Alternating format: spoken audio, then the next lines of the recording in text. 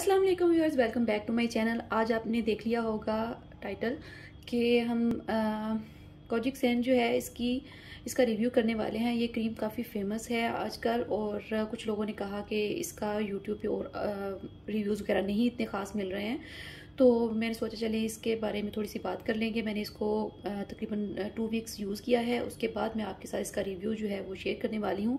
ये है day cream और एक्चुअली इसमें नाइट क्रीम भी आती है, डे क्रीम भी है और मॉइस्चराइजिंग क्रीम भी है। मॉइस्चराइजर जो है वो मैं मोस्टली न्यूट्रोजिना का ही यूज़ करती हूँ, तो नाइट क्रीम जो है वो वाइटनिंग और इस तरह की चीज़ों के लिए होती है नॉर्मली, तो मैं इसलिए नाइट क्रीम यूज़ नहीं करती हूँ, मॉइस्चराइज़र वगैरह ही यूज़ करती हूँ। क्योंकि मैं नॉर्मली वाइटनिंग के लिए जो प्रोडक्ट्स होती हैं वो यूज़ नहीं करती, क्योंकि मेरी स्किन काफ़ी सेंसिटिव है, तो मैं इस तरह की चीज़ें यूज़ नहीं करती हूँ। कम्प्लेक्शन वगैरह को फेयर करने का मुझे बिल्कुल भी कोई वो नहीं है, लेकिन मोस्टली लोग जो हैं वो इस तरह की चीज़ें पसंद करते हैं। तो मैंने इसकी जो डे क्रीम है इसकी रेंज को पिक किया है, तो सिर्फ ये चेक करने के लिए कि इसकी प्रोडक्ट्स जो हैं इनका रिजल्ट्स क्या हैं। मेरी सिस्टर हैं, उन्होंने नाइट क्रीम इसकी यूज़ की भी है, उनका भी काफ़ी अच्छा रिव्यू था इसके बारे में, और उन्होंने उसके साथ यूज़ किया है सोप भी, और सोप भी अच्छा है, लेकिन जितना टाइम यूज़ करें बस उतना टाइम के लिए थोड़ी सी फेयरनेस आती है। लेकिन अगर आप मॉइस्चराइजर्स या इस तरह की चीज़ें यूज़ करें, सनस्क्रीन वगैरह, तो वो आपका लॉन्ग टाइम आपका जो है रिजल्ट्स रहते हैं आपकी स्किन के ऊपर। ये मैंने इसलिए पिक किया क्योंकि इसमें है सनस्क्रीन, और सनस्क्रीन जो है वो मुझे अच्छा लगता है रूटीन में भी यूज़ करना, गर्मियों में, समर्स में, जैसे कि आप कुकिंग वगैरह भी करते हैं या बाहर निकलते हैं, तो ये काफ़ी अच्छा रहता है आपकी स्किन के लिए। आपके एजिंग इफ़ेक्ट्स जो हैं उनको कंट्रोल करता है, उनको स्लो डाउन कर देता है।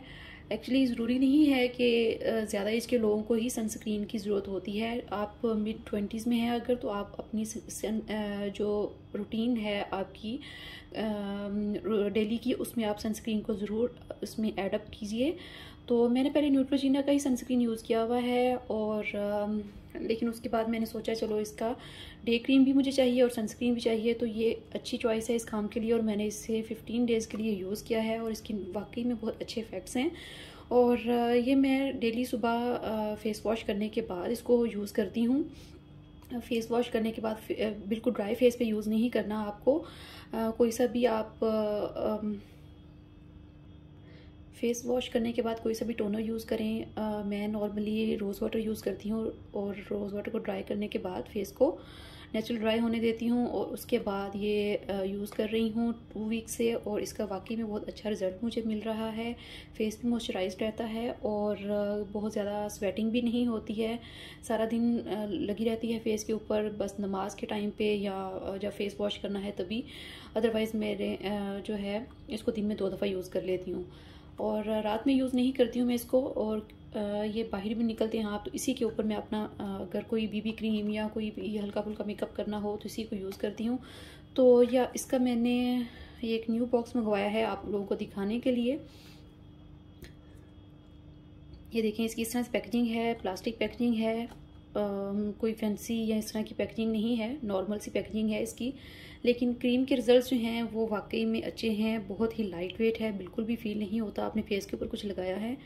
नॉर्मली मुझे इसी किस्म की क्रीम्स और इसी तरह की चीज़ें पसंद आती हैं जिनका बिल्कुल भी फेस के ऊपर हैवी नहीं फील होती, बहुत लाइट वेट होती हैं, और आपको बिल्कुल भी भारीपन फील नहीं होता। तो इसी के ऊपर मैं अगर बाहर निकलना हो तो यूज़ करती हूँ, मेकअप या हल्का फुल्का कुछ भी यूज़ करना हो तो मैं यूज़ करती हूँ। ये देखें, ये आपकी स्किन को बहुत अच्छे से मॉइस्चराइज़ भी करता है, और चूँकि इसमें सनस्क्रीन है तो थोड़ा सा ग्रीसी फील होता है, लेकिन इसके ऊपर अगर आप कोई फाउंडेशन वगैरह या कोई चीज़ भी अप्लाई कर लें तो ये बैलेंस हो जाता है। आपको मॉइस्चराइज़र लगाने की ज़रूरत नहीं पड़ती है इससे पहले या इसके बाद, क्योंकि मेकअप या कोई भी चीज़ यूज़ करने से पहले आपको हल्का सा मॉइस्चराइज़र लगाना पड़ता है। लेकिन अगर आप इसको लगा लेंगे, या आपका मॉइस्चराइज़र भी है और सनस्क्रीन भी है, दोनों चीज़ें हो जाएंगी। अगर नॉर्मली ऑयली स्किन वाले लोग मॉइस्चराइज़र भी यूज़ करें और साथ में ऊपर सनस्क्रीन भी यूज़ करें, उसके बाद कोई मेकअप वगैरह करें, तो वो बहुत ज़्यादा ऑयली हो जाता है समर्स में। लेकिन ये आपका 2 in 1 काम करेगा, और ऐसा मॉइस्चराइज़र भी और सनस्क्रीन के तौर पे भी ये है। SPF 30 है इसमें, ये आपको शायद नज़र आ रहा होगा, ये सनस्क्रीन आपको नज़र आ रहा होगा। ये एंटी एजिंग के लिए भी बहुत अच्छा है सनस्क्रीन, और 30 SPF है इसके ऊपर। आप कोई सी भी क्रीम नॉर्मल सी भी यूज़ कर लें, और अगर आप इसके साथ یوز کریں SPF سے ہی 20 یا 15 ہی BB کریم یا کچھ اس طرح سے، تو آپ کی اسکن کو مکمل طور پہ پروٹیکشن ملتی ہے. اور ایٹ دی اینڈ میں یہی کہوں گی کہ یہ اچھی پروڈکٹ ہے اور چیپ پرائس میں مل جاتی ہے، بہت مہنگی نہیں ہے، آپ اسے ایزیلی افورڈ کر سکتے ہیں. تو امید ہے آپ کو ریویو جو ہے وہ اچھا لگا ہوگا. ملتے ہیں کسی اگلے ریویو میں. میرے چینل کو سبسکرائب کرنا بالکل مت بھولیے گا. ملتے ہیں اگلی ویڈیو میں. اللہ حافظ.